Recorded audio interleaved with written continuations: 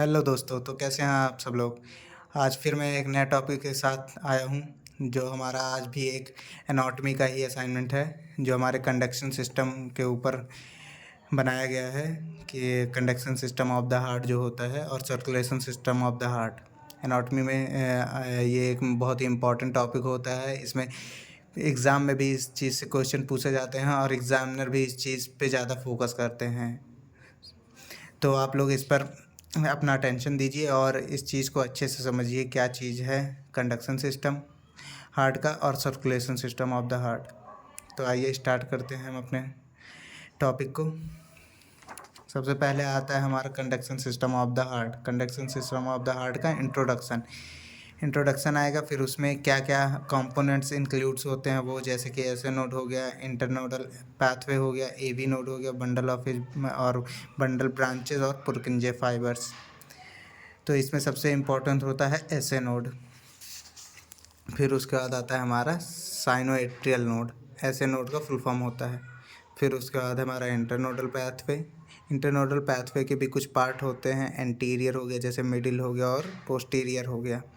फिर उसके बाद आता है नेक्स्ट टॉपिक हमारा एट्रियोवेंट्रिकुलर नोड मतलब AV नोड। फिर उसके बाद हमारा बंडल ऑफ हिज के बाद हमारा नेक्स्ट टॉपिक आता है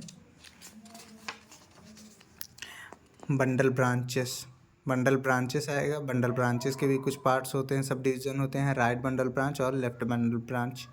फिर उसके बाद आता है हमारा पुरकिंजे फाइबर्स में भी एक बना के एक जैसे पैथोलॉजी टीचर्स लोग समझाते हैं उसी टाइप में एक फ्लो चार्ट बना के दिखाया गया है।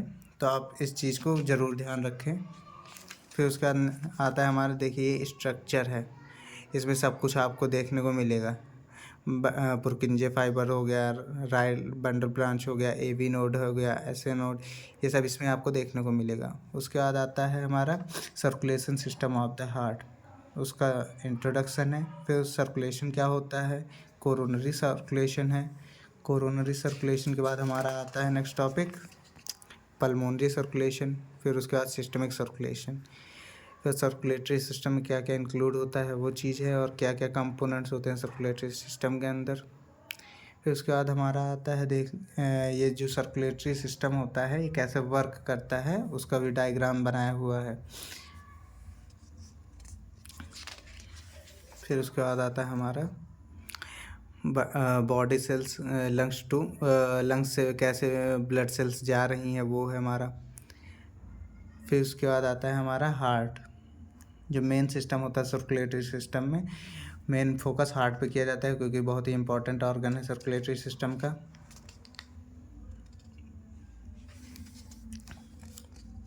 ये कई स्टेप्स में होता है, तो सारे स्टेप्स फॉलो किए गए हैं, आप भी फॉलो करके ही बनाए हैं असाइनमेंट्स।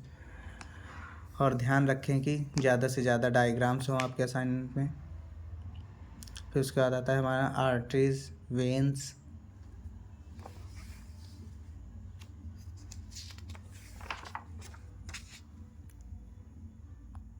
और ब्लड में क्या क्या कंपोनेंट्स होते हैं वो भी आप लोग को नोट डाउन दिख रहे होंगे नीचे।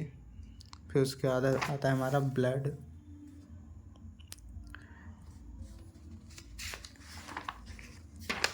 के बाद आता है हमारा प्लेटलेट्स वगैरह, ब्लड के ही कंपोनेंट हैं, तो सब कुछ दिया हुआ है फुल डिटेल्स में।